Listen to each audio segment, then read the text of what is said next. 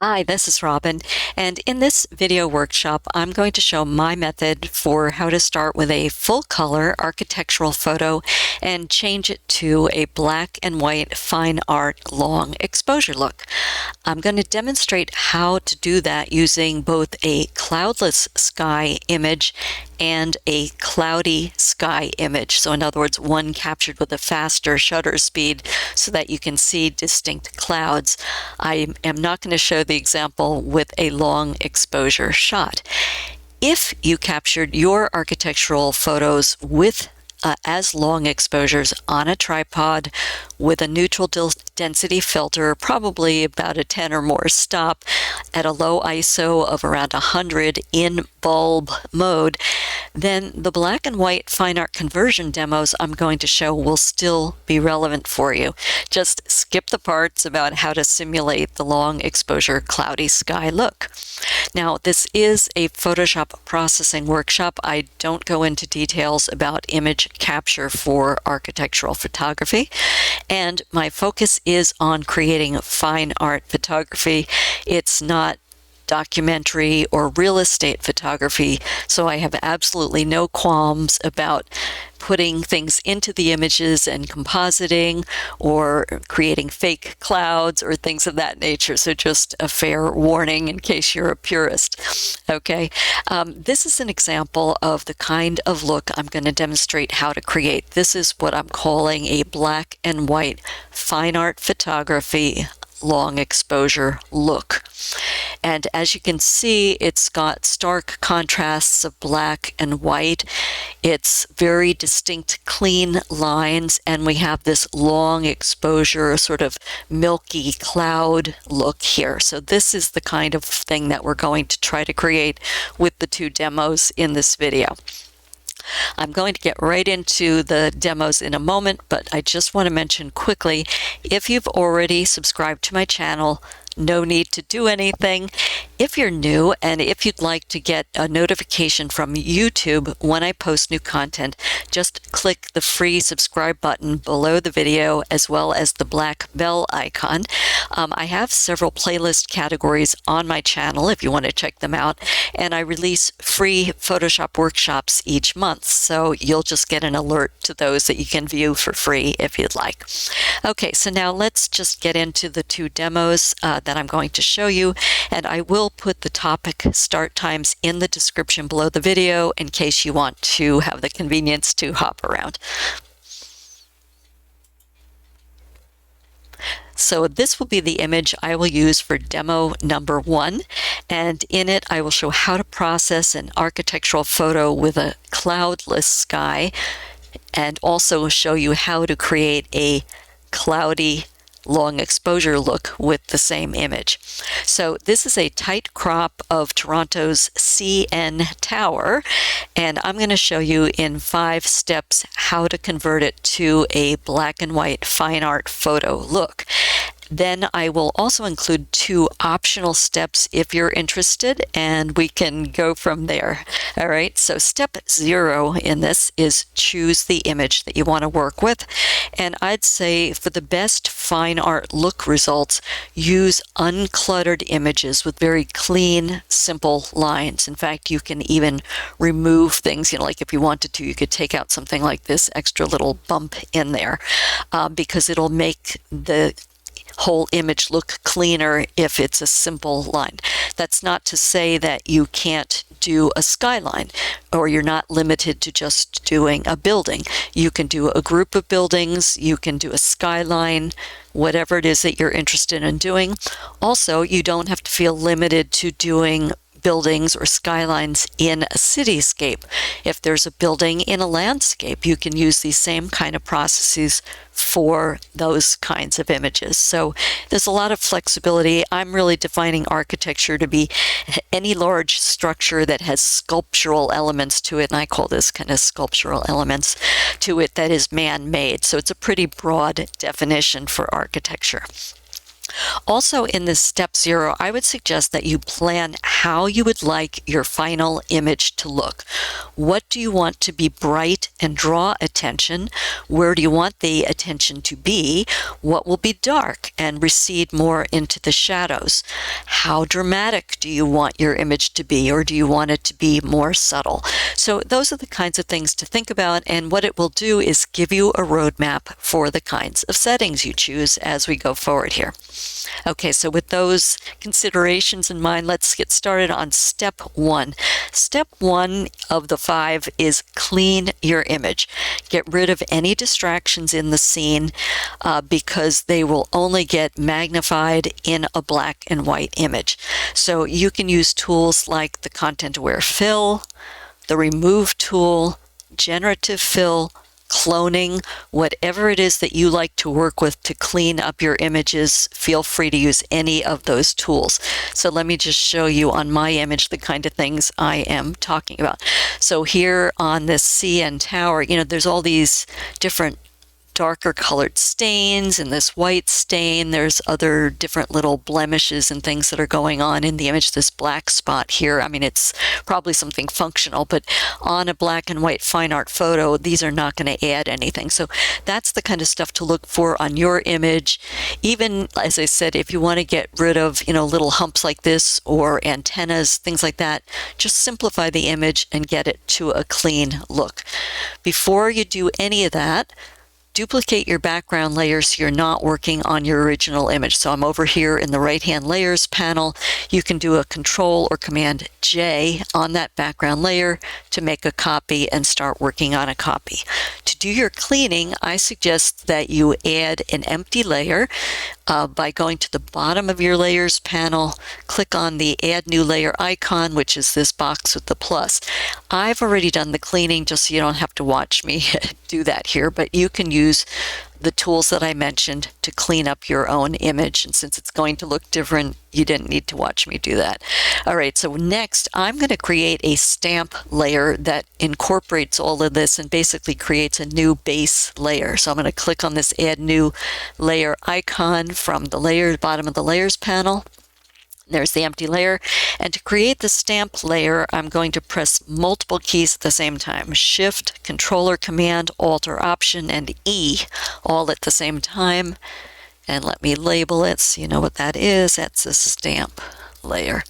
And essentially it's a composite of the layers that have come before it, just without collapsing them. All right, so now we have our duplicate and it's cleaned and we're ready to move on to step number 2. Step number 2 is to select the sky. So I'm going to do the black and white conversion in 2 different steps because I think it's a good way to do it and you can control what's happening in the tonalities better that way. Also, I find it easier, and I think it's easier for Photoshop to see the edges better if you do the select sky on a color image. That's just my personal opinion, so you can experiment. All right, so to select the sky, we go to the top of the interface to the Select menu and come down to Sky and left click and wait for Photoshop to think, and it has created the selection of marching ants around the sky in the image. Now, what I would suggest is, because this is an automated selection, and whenever you use the automated selections, just do a quick look around your image and make sure that it's not missing or impinging onto any part of your image that you don't want it to. So make sure it's a clean selection. If you need to correct anything, something like the quick selection tool would be a good way to do that. All right, so now what we want to do is we want to modify this selection slightly. Because I'm going to be doing blurs in the background, anytime you do that, the blurring process bumps up against the edge of other objects in the scene and essentially bounces off of them again. And what that does is it creates like a ridge or a halo around the outside. And if people see that, they'll know that you did something to fake a blur or to add a blur. So we are going to overlap the sky selection just very slightly into this building. I hate to keep saying architecture, so I'll say structure or building, into this building or structure, just so that we don't get that ridge or halo effect. I would suggest that you move it in by somewhere between 1 and 3 pixels. So you'll just have to gauge it by your image. So to do this, again, we're going to go back up to the select menu with this on this layer, with the selection active, go back to the select menu, come down to modify, which is just below half here, and then come out and come down to expand. So select, modify, expand, and click. Okay, and you get the expand selection box here. As I said, I suggest between 1 and 3 pixels, so I will split the difference and use 2 for mine and click OK once you've made that. All right, so now if we do that, we have our expanded marching ant selection active. It's brought in a little bit so we don't have the blurring issue. So now what we want to do to adjust this sky is go to the layers panel, come to the bottom to the add new adjustment layer icon, which is that circle with the line, and we're going to add an exposure adjustment layer right here. Okay, and you can see that the selection we had around the sky has been converted automatically into a mask on the exposure layer. Let me just show this to you. Okay, and as you know, with masks in Photoshop, whatever is white will show results, whatever is black will not show or will hide whatever is happening on that layer, and whatever is gray, depending on the intensity of the gray, will show some or not much at all of what is being done on that layer. All right, so since this is an exposure layer and I want to darken the sky to get that black and white look, I'm going to go to the properties panel. Mine is the bottom, yours might be at the top, for that exposure layer, and pull the exposure slider handle to the left. And look at the image as I'm doing this. You can see it's going through different stages of from white to gray. And if you go the full way to black, I'm not going to go all the way to black. You can decide maybe you don't want to go as dark as this and you want your sky to be something more of a gray. You can stop anywhere you want along that exposure slider to the left there to darken that sky, whatever look you're going for. If you want a little bit more richness, optionally, you can also use the gamma slider on that same properties panel and just pull that a little bit to the right to add a little bit more darkness or richness to that. Okay, so that was step number 2 in our process of 5 steps to convert the sky to a black or a darker sky. Step 3 will be to convert the rest of the image to black and white, and I typically like to do that in this kind of process with a gradient map. So to use the gradient map, first of all, bottom of your toolbar, mine is docked right, yours might be left, make sure that you have black and white color pickers selected. Otherwise, the colors that are there are what will get put into the image. Come to the bottom of the layers panel, to the add new layer, adjustment layer icon, which is that circle, and the gradient map adjustment layer is second from the bottom. Click on that, and we've got a new gradient map layer here in our layers panel. Now, what we want to do is work with this gradient on this image to adjust the tonality in this image and to adjust the tonal balance. So what we are going to do is in the properties panel where you see the gradient that runs from black to white, left click one time on that, and what that does is it launches this gradient editor. We're going to come down to the bottom and we have a black color stop to work with at the far left and a white color stop to work with at the far right. We can click on these stops and pull it to reflect how much you want so pulling from the left towards the right will make more of the image more dark. See, look at this. As I release it, you can see so it had started there and now we're here. Okay, so the more you pull that black stop to the right, the darker the image will get. Okay, the reverse happens. Let me move this out of the way so you can see what's happening here. If you click on the white stop and start pulling it towards the left and then release, you'll make more of the image bright or white. Okay, and I would say at this stage where we're doing this conversion, what you're going for is not to get the ultimate contrasty look. You're really going for more of a neutral look here that then you can pick selectively different parts of your image to brighten or darken for more effect. Okay, now as soon as you started pulling these gradient stops, this little midpoint diamond appeared in the middle. So that is your color midpoint, and you can slide that to the left if you want to skew it, the transition whiter, or you can pull it to the right if you want to skew the transition between black and white darker. So again, I'm just telling you what that does, and you can do whatever suits your taste. I want to get a little bit more brightness in here for mine. Now, I just want to point out one other thing with this gradient. These are tiny little boxes and diamonds to click on, and sometimes you might miss and click, or if you want to create additional stops, just click below the gradient bar and there's a new stop. If you do it by accident, because these things are small, don't feel like you have to start all over. Just click on the one that just got created and drag it off, and then you're good to go. You're back where you were.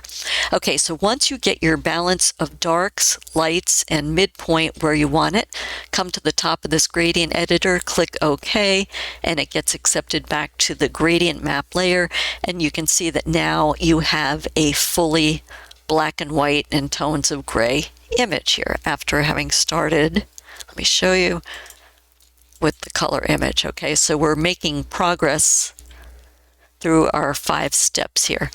All right, so now it's time to move on to step 4, and that is to select specific areas of your architecture that you want to brighten or darken.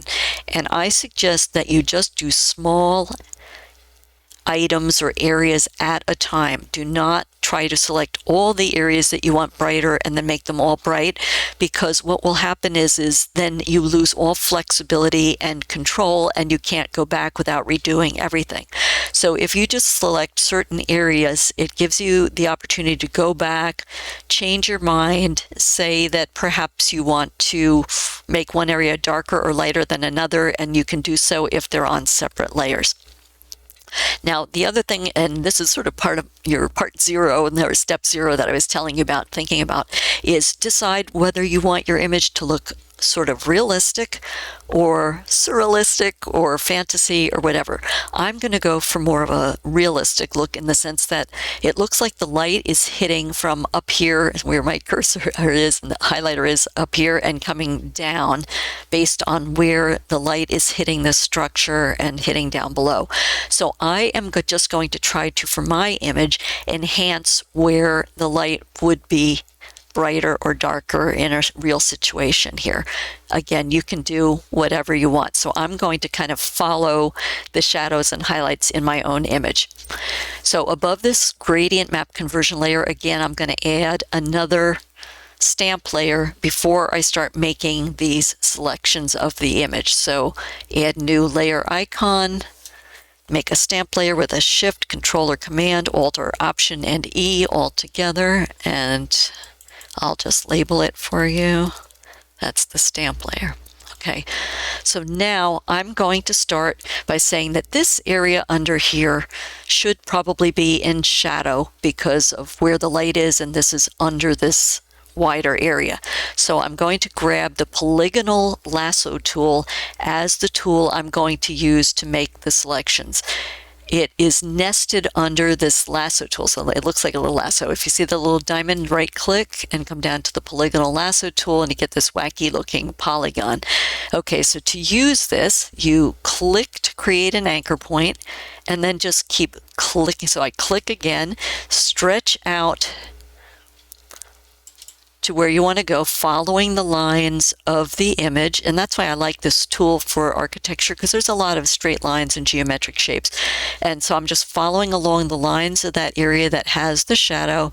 And then what I want to do is you want to come back and close the loop in order to create a selection. And if you're not quite there, it won't work. So if you look where my green highlighter is and the little icon for the polygonal lasso tool, you'll see that there is nothing else beside it. But if I get up to where I can close the loop and create a selection, a little circle appears. You see that? So just be sure that you see that little circle, and then you can click and create the selection. Once you get a selection, then come back to the Layers panel, come to the bottom to the Add New Adjustment Layer icon, click and come down, and we're going to create a Curves layer. So Selection active, go and create a new Curves layer. And it has put, and I'm just going to show you this one time just so you can see it again, it's put the selection of just that area, and you can see that's the area that's white, so that's what's going to be affected by the curve. And I won't point this out for every single selection, but I just wanted to point it out here. Okay, so that's the area that we will work with. Curves layer active, go to the Properties panel for that layer, and you see the curve. Come to the center, so where the crosshairs are at the center of the curve, that's where we're going to click. And since I want to darken this area to match where there should be shadow, I'm going to pull this part of the curve down. Because if you look on the y-axis, pulling down makes things darker, pulling up makes things brighter or whiter. So click and pull down. And watch the image, and you can see it's getting darker. Okay, and I might go a little bit overboard just to be sure that you can see what's happening more so than I would on my own image that was going to be a finished image. Once you get to the tonality that you'd like, that's too stark and harsh. So we're going to click on the mask for that layer, on the Curves layer. And again, in the Properties panel, go to the Feather slider and start pulling it to the right. And I typically go to about halfway, just till it starts softening the line and it's a smoother transition. Okay, so for me, I'll say that's good enough. So now I'm going to go on to my next area that I want to select. So again, with your polygonal lasso tool active from here on the toolbar, going to click, pull down, click to create another anchor point. And what I would recommend is zoom in, because it'll be easier. All right, and this is a good example. If you end up with an anchor point someplace you don't want it, click the backspace key or the delete key, and that will free it up and release from that anchor point, and then you can move it down again. Okay. And then I'm going to come across. I think I'm just going to come to this line where the shadow is. And again, I'm not going to worry about getting too perfectionist about this. The point is to just show you the process. And then, so after I click each of these anchor points, then I'm just moving my mouse. I'm just pulling up a straight line. And I see the little circle there? Okay, so it's ready to make the selection. There we go. And so again, with the selection active, come back to the Layers panel, bottom of the Layers panel, add a Curves adjustment layer, click on that. It creates the mask for that segment. Come over to the crosshairs in the Properties panel for the curve, and I'm going to move it up this time because I want to brighten that. Okay.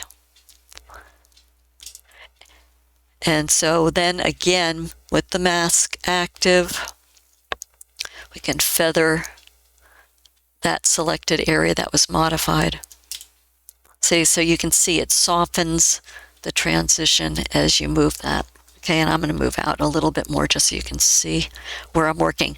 All right, polygonal lasso tool, let's click the next area that I want. So I think this is an interesting architectural detail, so I'm going to click with my polygonal lasso there, come down, click, come across, click, pull up straight, and click to make the selection. Layers panel, add new adjustment layer, curves. I want to brighten that, so I'm going to go to the center of the crosshairs and start pulling up. See, you can watch the image and see it brightens it up. Okay, then with that mask, I'm going to feather it just to keep it a little bit softer. Okay, let's move up in the image a little bit here. And I'm not going to spend a ton of time doing all the different things that I could select, but I just want to give you different things to think about. So I might just do a couple more areas here. So this has sort of an interesting detail to it that I like. So I am going to add some brightness in this area here to bring some highlight to that. So again, polygonal lasso tool. I'm going to click about halfway here. Just follow the lines of the building. And I want to mention, so I'm using the polygonal lasso tool. If you know how to use the pen tool, I'm going to make this a little more zoomed in so I can see what I'm doing. If you know how to use the pen tool, feel free to use that too, and that works very well on curves. But I just think the polygonal lasso tool is easy enough to work with. And if you're not familiar with the pen tool, then it'll work, and especially with the softening. See, because I'm going around a curve here, and it'll soften out just fine. Okay, and come up and close that selection. And then again, layers panel, bottom of the layers panel, add new curves, adjustment layer. And on that layer, I want to brighten that up. So center of the curve, the crosshairs, start pulling it up, get some more brightness and interest there, and it helps highlight this detail. Okay, on the mask, make the mask active. You'll know it's active if there's a white frame around it. Just get the feather slider and feather that up a little bit. Okay, I'll leave that like that so it stands out. Now, in real life, I probably would darken these up a little bit where I have this, but I want to just keep moving here. I also want to just mention quickly that as you make these selections, I'm having you, with my process, make a selection and then go immediately to the layers panel and the curves adjustment layer and generate a mask with that selection. You have the alternative option of going, after you make each selection, to the select menu and come down and name and save a selection. And what it will do is it will save those selections in the channels panel, but then you have to go through loading them and going back and forth from the channels. I personally just like being able to see where my selections are at a quick glance, and I think this, to me, this is a faster process, so that's why I'm showing you this approach. Okay. All right, and so now the last thing I'm going to show you here is I want to give this, because this will look kind of flat when you see this as an image pulled back. And I just want to emphasize the dimension and the roundness of this. So I want to add a little bit of darkness on this part of the round curve and a little bit of darkness on this part of the round curve, and leave the brighter in the center to help shape the dimension. So again, still with the polygonal lasso tool. And I'm just, when it's not a straight line where you can do a big long run of this polygonal lasso, you just click more often. Let me just make this in so we can see what we're doing here. Okay, so I'm just going to click an anchor and then just keep clicking along the dark edge here. And again, I'm not being as perfectionist as I would be if it was my own image that I was going to spend time on. All right, so now I can pull it down for a bigger run, and then I go back to the short clicks to get around the curve. All right, now, as I said, typically I said isolate your different sections on different layers so you have the flexibility to adjust their darkness or lightness independently. But on something like this, I want them to have pretty much the same kind of tonality. So I am going to put both sides of this rounded area on the same layer and in the same selection. If you just start clicking again, this will go away. This selection will close and go away. So in order to keep that selection active, press and hold the Shift key, click your anchor point, then release the Shift key, and then you can do your clicking around your object or your building or your part of your building.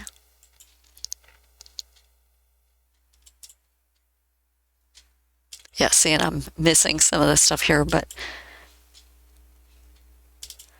you're getting the idea. All right, I come up so I can close that selection. So now I have two selections active. And again, layers panel, add new adjustment layer, curves. Okay, and again, you can see it put the two pieces together on the same layer.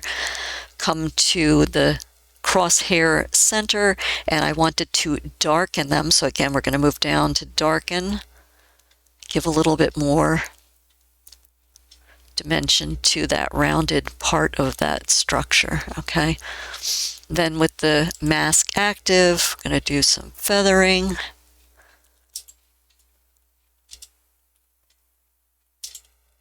Oh, I need to get it softened enough, so yeah, there we go.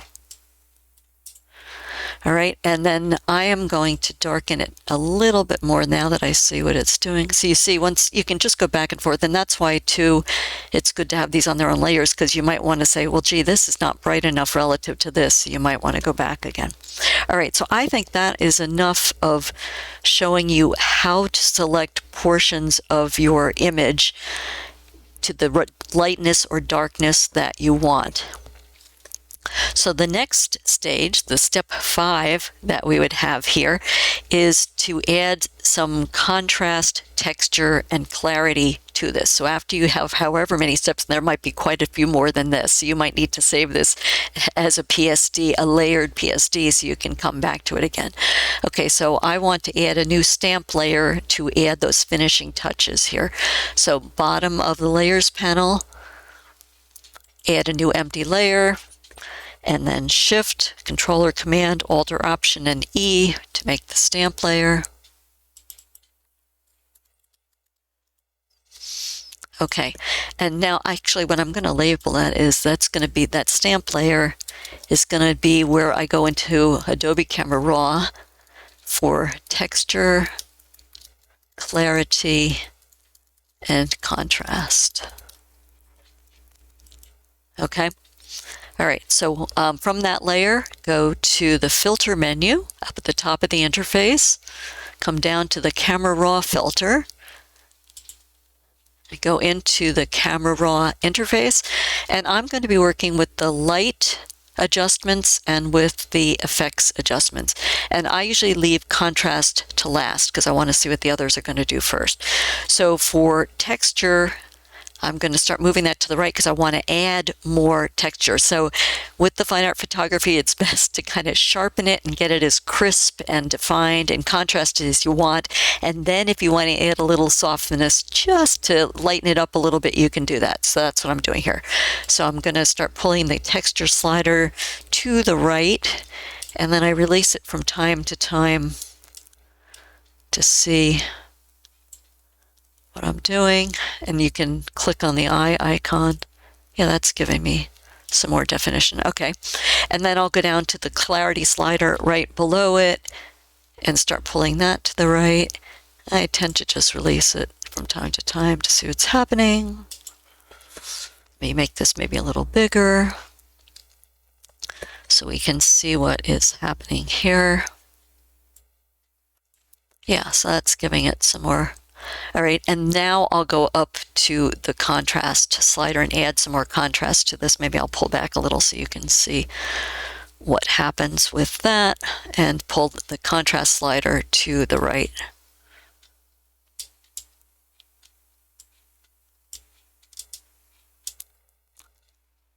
And again, you just have to do it to taste. You might say, oh, she's going overboard. And you just do it to your own taste. And I'm, as I said, doing it a little bit more than I might do some things. Also, this is not a high-res image, so definitely when you're doing your work with a high-res image. This is for demos, so it'll move faster and process faster. But I would typically be working with a higher-res image. So let's just see what that did. Oh yeah, so look at that. So the contrast definitely made a difference. Okay. One more thing I'll show you, and something to think about as an optional thing, is while we're still here in the Camera Raw filter, is if you do want to add a little bit of a haze to your image after you've done these things, and this is strictly optional, then you could use your dehaze slider. And of course, since it's a dehaze slider, if you pull it to the right, it's going to dehaze. So just very slightly pull that to the left just a little bit, and that might just give it a little bit more of a glowy kind of a look to your image, which suits the fine art photography look. All right, so once you get your settings the way you like, click OK. And now we're back into Photoshop, and you can see that it is completed here.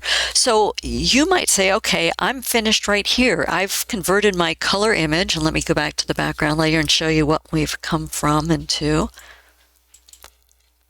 Okay, to give it a more fine art photography look. So you might be perfectly happy with where you are right now, and this is the step 5 that the end of the step 5 that I told you I'd show you 5 steps. But if you want, then we can go on, and there's 2 more optional steps to get more of a fine art architecture look that typically has a long exposure cloud kind of a look in it too. So let me show you how to do those fake or faux long exposure cloud looks as a step 6. And this is, as I said, optional. So you know it's coming next. I'm going to add another stamp layer. So bottom of the layers panel, added a new layer icon for the empty layer, Shift, Control or Command, Alt or Option and E. Okay, and now what we want to do here is to select the building that, or buildings, if you have more than one building, that you want to put the clouds behind. So with a selection tool active, and I'll just use the object selection tool, you could use any of them, you could use the quick selection tool too, then you can click on Select Subject, either in the options bar or on your contextual toolbar if you have that open. So I'll just click there, let Photoshop think, and now it has selected my building. Same admonishment I gave you earlier on, just again, because these are automated selections, look it over and make sure that it hasn't missed anything, and fix it if it did. Okay, so now we want to jump this up to its own layer, or copy it up to its own layer. So Control or Command J to put the building on its own layer. Okay, and let me see if I can show you this. There, so you can see that the building is on an empty layer. So empty meaning all these little gray boxes are transparency. So anything that I put on a lower level layer in the layer stack will show through where there's transparency. Anything where it's solid will not show through from a lower layer. Okay. So now we want to create another empty layer that we can put the clouds on.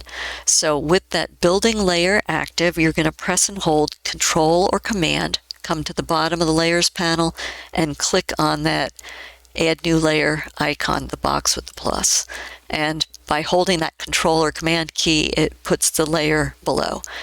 And this is what's going to be our faux or fake clouds. That's going to be the cloud layer. We're going to use the polygonal lasso tool again from the toolbar. Okay, so I had left it active from making the selections of the building. And what we're going to do is just click across and create some fake clouds. And I think what I'll do is here, I will turn off the eye icon on the buildings layer. Make sure your layer, empty layer below the buildings layer is active. And I'm just going to click and just start pulling out some shapes to represent clouds. And you don't have to worry about what it looks like or how great it is. And close the selection. Okay, and I'll do a second cloud. You can do as many as you want, or if you only want to do one, that's fine too. Again, remember what I said before is once you have a selection active, you have to press the Shift key to keep it from being annihilated when you click again. So press and hold the Shift key until you make your first anchor point with the polygonal lasso tool, and then you can click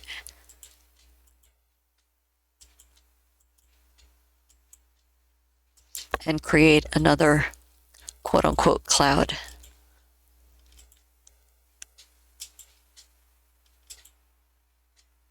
And close that selection. Okay, so now you have two active selections that we're going to represent your clouds here. So what you want to do is fill them with white. Now, maybe if you're doing a lighter sky and you want it to look like stormy clouds that were in long exposure, then you might want to use black. But for me, on a black sky, I'm going to use white clouds. So you're going to use a fill layer. And the way I do that is with a shift and backspace. And if you're on a Mac, it might be shift and delete. I hope that's right. And then you get the fill pop-up box, and you can see the white is already here, but you have a choice. You can use the foreground color, background color, black, gray, 50% gray or white. So I want white to fill my clouds, and click OK. And now the clouds have been filled in. So now we can disable the marching ants with a Control or Command D, and you can see the marching ants went away. Now, needless to say, these don't look like particularly realistic clouds, so we want to soften them and blur them.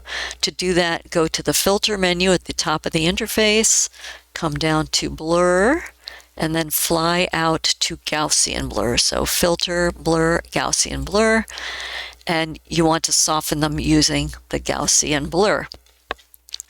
Now, this is still too distinct, so first of all, just if you don't use Gaussian blur regularly, be sure that you have the preview clicked on so you can see what's happening. And then pull the radius slider to the right to soften. Well, that might be a bit much.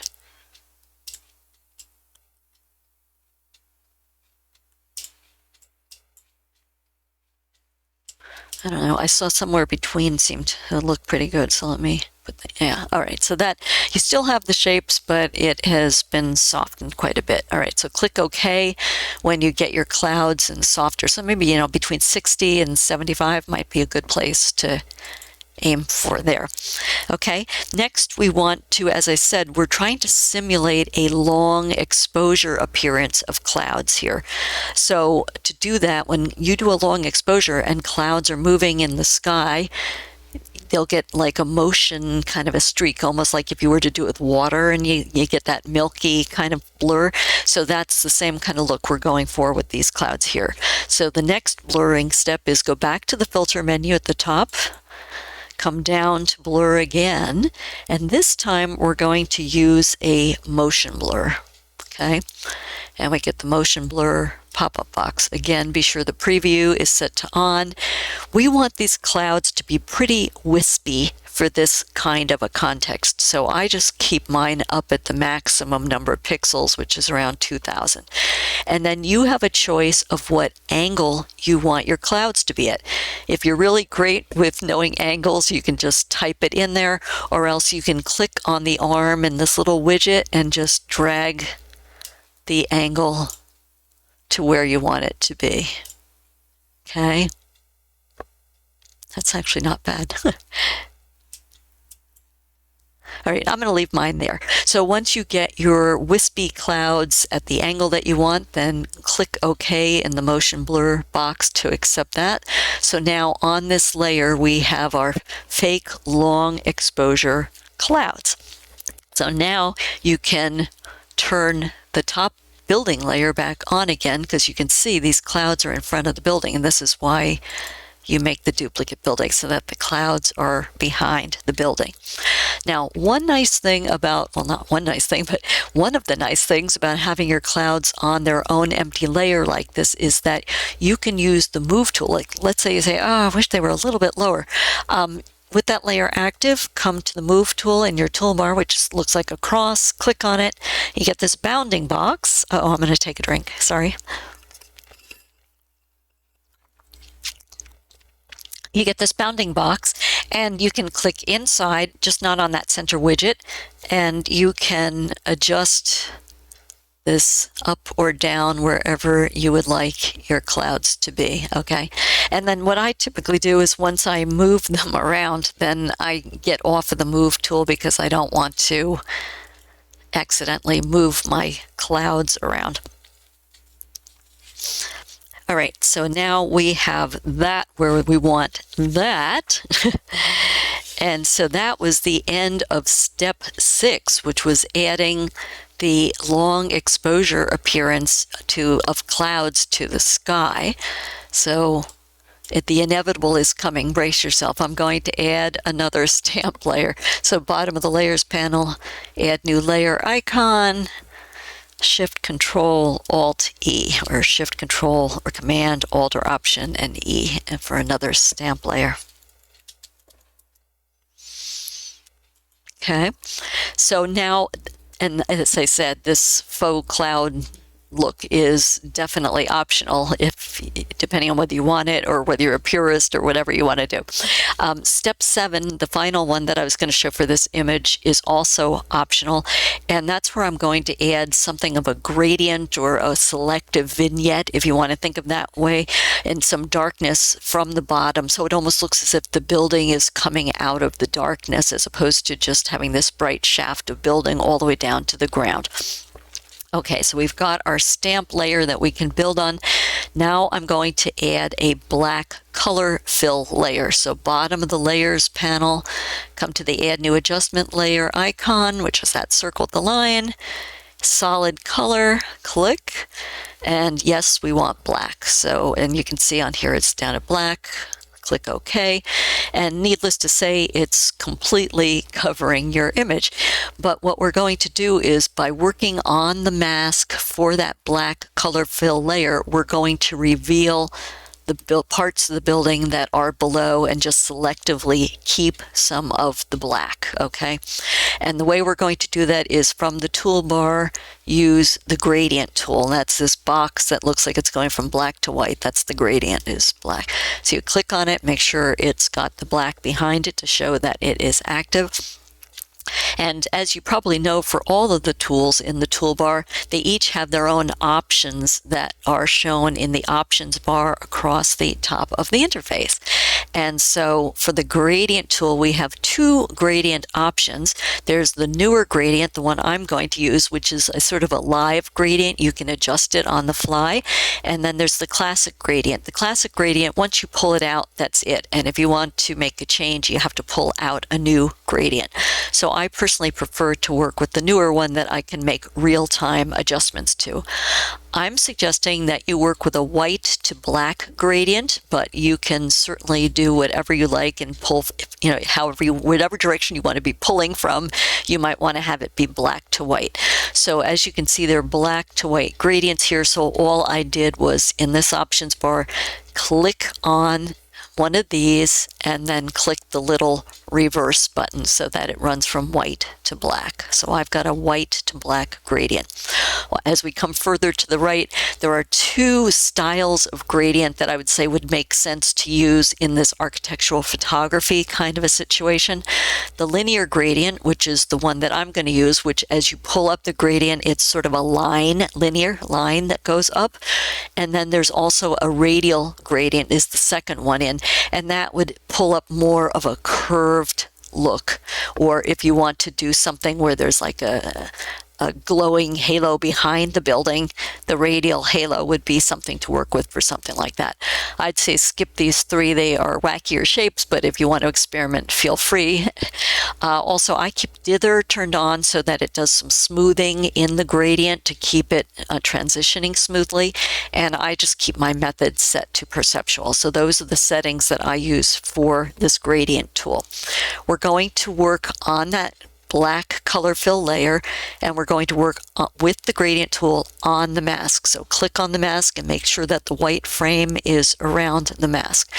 And what I'm going to do is I'm going to click just outside the image, at least to start. And it will be, as I said, a white to black. It runs from the first click to the second click. So here's the white, and I'm going to pull it out. I'm just continuing to pull it out, and then we stop. So you can see It reflects what we have in the gradient here by looking at the color stops on the gradient tool. So we have the white color stop running to a black color stop. And just like when I showed you the conversion to black and white, we've got a midpoint as well. So let me just show you how this works. So we can pull this down if we want more of the image to be brighter.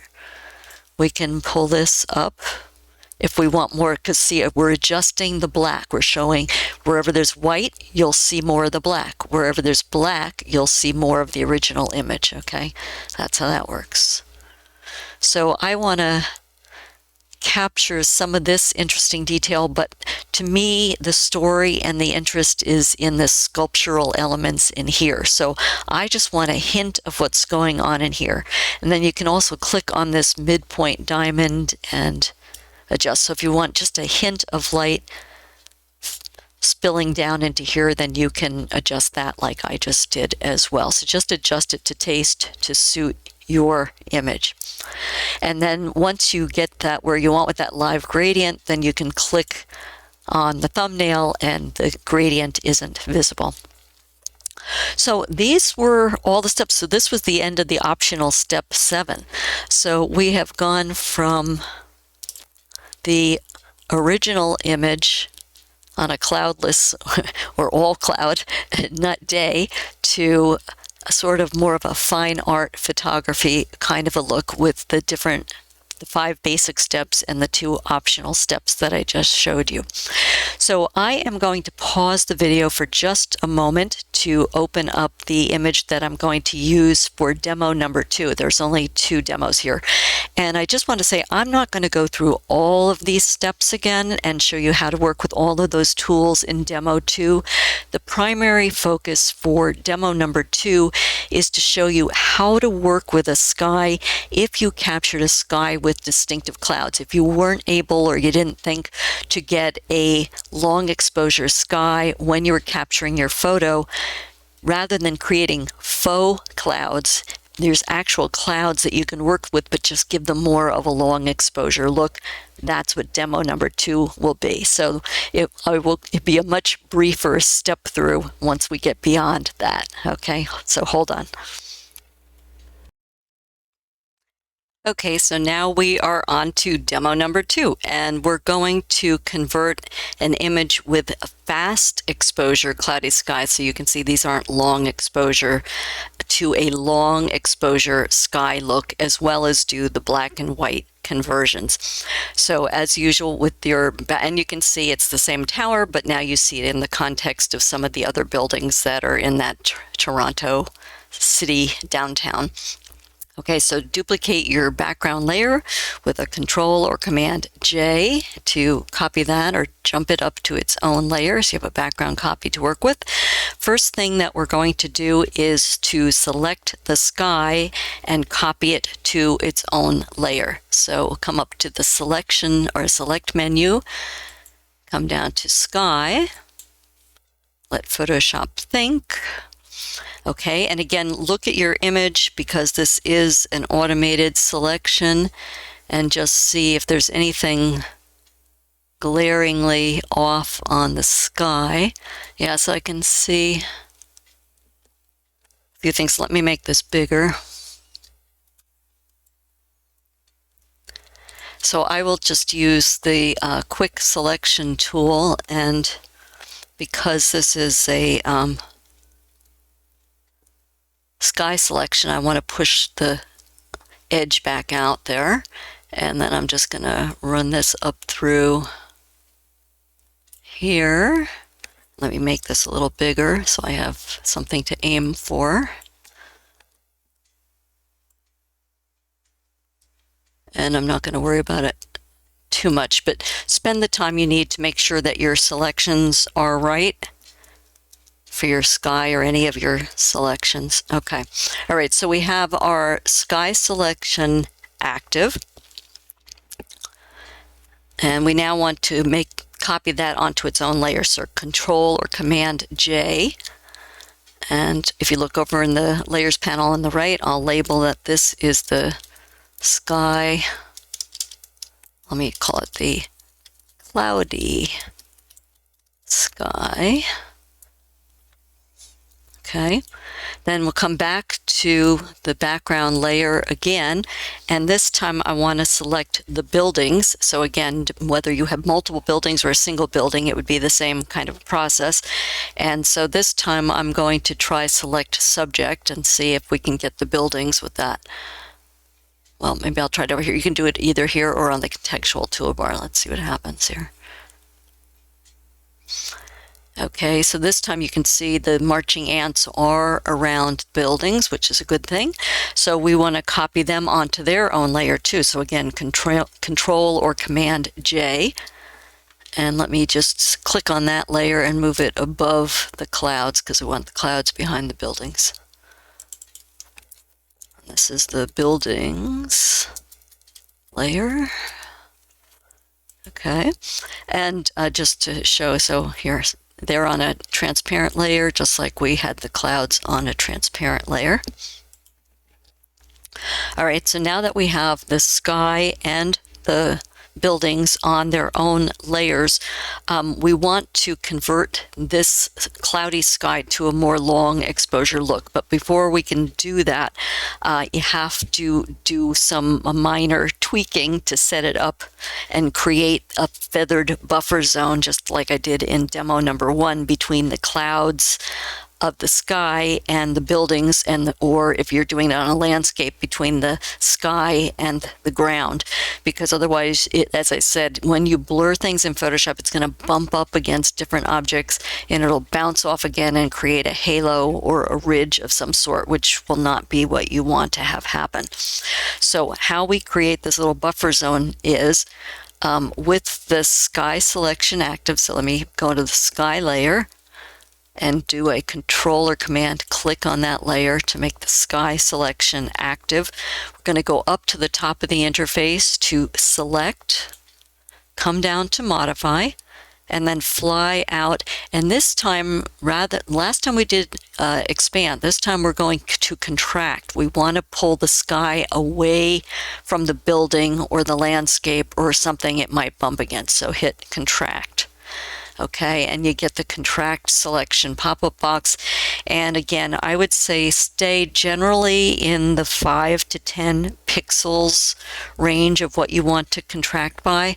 And I've been doing a bunch of different skies and landscapes, so I already have mine on 6. So I'm going to leave mine on 6 to contract the selection and just click OK once you get that set. And if I zoom in a little bit here, you can see that before the selection was right along all the edges and it has pulled away. So you have this little, what I call buffer zone for the blurring. Let me just pull this out so we have some more room to work with here. Okay, so the next thing we want to do is open a quick mask. And the way to do that is the bottom of the toolbar. This is the icon for the quick mask right here. It's a box with a dashed circle in the center, but you can just hit the Q key and it overlays a quick mask on your image, and then it'll also let you know a quick mask is active on that layer by putting the pink highlight over there. Now, if for some reason when you try this, what happens for you is your sky isn't what's getting highlighted and it's your buildings or whatever else is in your image is getting, it's because of how you have your quick mask set. So let me just, I'll hit the Q again because it's a toggle to turn the quick mask on and off. So now I've turned it off. If you come to the bottom of the toolbar to that, double click on that little quick mask symbol there, that box with this dash circle, and you get your quick mask options.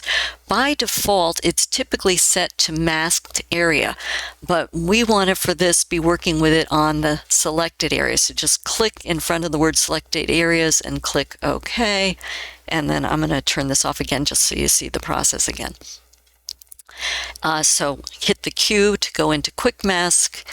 And now that we have that done, we're going to put an overlay selection on this. So we want to make it a little bit blurry. So we're going to go to Filter, Blur, Gaussian Blur. Okay, and let me pull this down. So, and then move this around so we can find, all right, so here's an edge of the building. So you can see what the line between the building and the sky is. And we want it to be a very soft line so that there's no differentiation and that the clouds can just cleanly smooth across that area. So I'm going to blur this maybe somewhere in the range of 10 to 15 pixels. Let's see. I just go in small increments, and I'm watching this here now to see. Yeah, this is softening the line. That's better.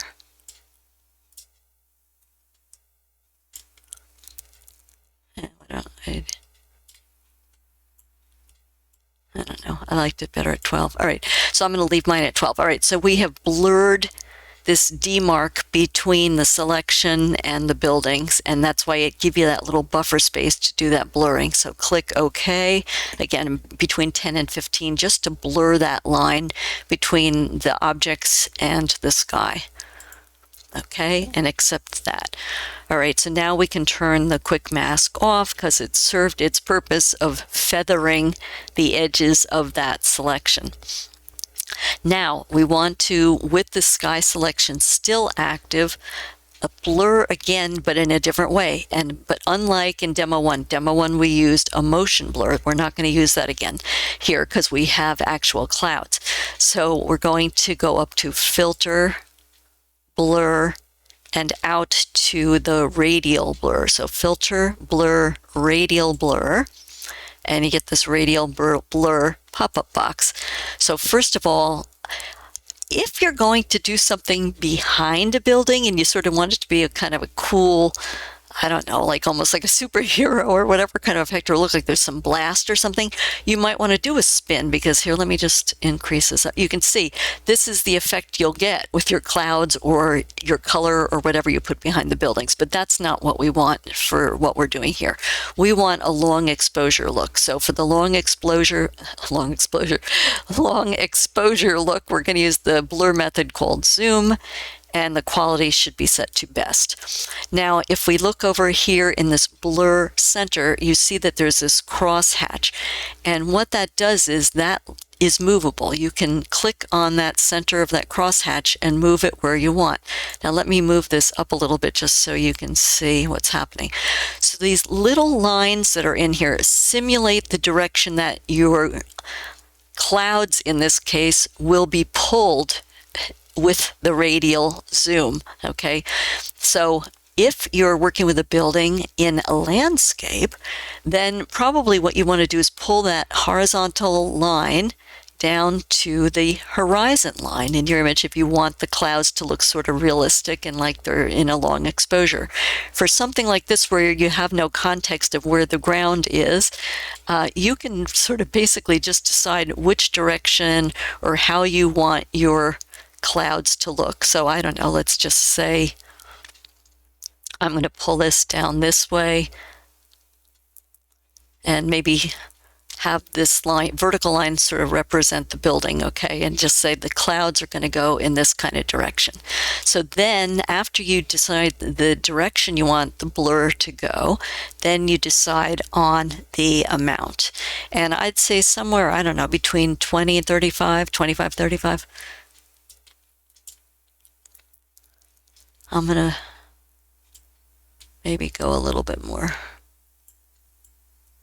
I hate to go at the max, so I'll just go at 33. All right, so now you can see, based on these lines, kind of how much relatively it's going to be doing a blur. Once you click OK, it's going to take a moment to process. So radial blur. So once you get all these zoom, best, center, and amount set, click OK. Photoshop's doing its thing, and now you can see it has just, look at the layer. It has converted what were discrete clouds to a more long exposure cloud look. Okay, so now once you do that, you can disable the controller command D, the marching ants on that layer. So now, as I said, I'm not going to go through all of the different steps, but I will show you some of the steps to do the black and white conversion, and I'm not going to do all the building selections live here. I have some pre-baked, so I can just go through them and save you the time of not having to sit through all that. So now we can't use this sky to make a selection for the conversion. So go back to your original sky that hasn't had buffer zones and blurs on it, and then do a select sky again. So select up at the top of the interface, sky, and get a sky selection. Okay, and I'm not going to worry to do the corrections right here again, but you would do it for yours. And then what you want to do is convert this sky. We're not going to use an exposure adjustment layer this time. We are going to use a black and white adjustment layer. So because in the first one, we didn't have any clouds to worry about. So we could pull exposure as dark as we wanted, and it wasn't going to affect anything. But right now, we are only wanting to keep, we want to keep the clouds, so we don't want to completely block them out. So that's why we're using the black and white conversion instead of the exposure adjustment layer. Now, once you're on that layer, then you can come to the bottom of the layers panel, and with your selection active, click on the Add New Mask icon, and there you have it. The sky has been converted to a black and white adjustment layer. Okay, so now it's a black and white adjustment. Then we'll go up just like we did in the previous demo and convert the rest of the building. As I said, I like to do it in 2 steps because then you can control how dark or light it is. And again, for the darker skies, I tend to, with the black and white adjustment layer, like to use either the high contrast red filter or the red filter. Those will give you the darker skies. All right, so now we want to convert the buildings to the black and white. So we will click this layer active, and again, what I did here was just like in demo number 1, I used a gradient map adjustment layer. So in order to make this work, you make sure that you have your black and white in your color picker, come to the bottom of the layers panel, and if you go to the Add New Adjustment layer and add a gradient map layer, then you will end up with this, and the whole rest of the image will be converted to black and white. And again, just like I showed in the first demo. So again, that's why I said I'm not going to go through all the steps. Look at that first demo if you want to see how to adjust the tonality for that converted black and white layer by clicking on the gradient and then working in the gradient editor. All right, then the next steps would be to select different portions of your building that you want to adjust in different ways. And as I said, you would use the polygonal lasso tool or the pen tool to make those kinds of selections. Here's the pen tool right here. And then once you make a selection of one portion of your image, then you'd come to the layers panel and add a curves adjustment layer, and then that's how you end up with multiple curves adjustment layers that let you adjust the darkness and the brightness of different parts of your image. So here's the first one I did. I added the shadow under there. You can just watch the image. I'm just going to turn these on. There's a selection I made there, selection I made there. Okay, I darken this building because, again, compositionally, I want to keep the viewer's attention in on the image. So I'm trying to push their eye into where there's more interest. This isn't the most interesting building. Same thing over on this side of the image. You don't want somebody's eye being drawn out to the right. So I darkened that part of that image. And then just as we did in the optional 7th step in the first demo, I've added a black gradient to a black color fill, a white to black gradient to a black color fill layer, just to sort of bring the image up and give it a quasi vignette kind of a look here. And then the only other step would be what I had mentioned in demo number 1, which would be if you add a new layer and do a stamp layer, you can go into the Camera Raw filter and add some texture in the effects area of Camera Raw. You can add a little bit of clarity And again, be working on a high-res image. These weren't just for purposes of the demo.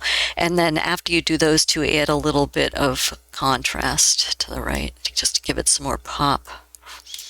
And optionally, if you do want to do a little dehaze, you can do that too, but very little. I would just keep it very subtle. Okay, once you get those 3 or 4 settings, depending on if you optionally want to do the dehaze, then click OK, and you'll be returned to the Photoshop layer, and you can see it gave it some more pop. So we went from the original image to this. And as I said right up front, you can make it as dramatic or as subtle as you want. So you don't have to go quite this dramatic if you want to, and you can make things blurrier. You can certainly at any point along the way, other than the black to white to color to black and white conversions, adjust the opacity to keep things more subtle if you like. So that was the end of my second demo. So I just have showed you how to start with a color architectural photo, whether it's a building, a monument, a bridge, a tower, whatever it is, and how to convert it to black and white and give it a more dramatic fine art photo look. And as I said, you don't have to go extreme drama. It can just be a little bit more punch. It can be very subtle too. I showed you 2 methods of how to get long exposure look. One using an image with no clouds in the sky, in which we created faux clouds and then gave them that long exposure look, and one in which, this one, in which we had actual discrete clouds that we were then able to fake the long exposure look with them. If you did capture a long exposure cloud architectural photo in camera, you can use the same processes that I demonstrated as far as the black and white look, and just skip the steps that had to do with simulating the long exposure clouds. So I hope you have fun, and I hope you can get some interesting artful fine art black and white photography images of architecture. Take care.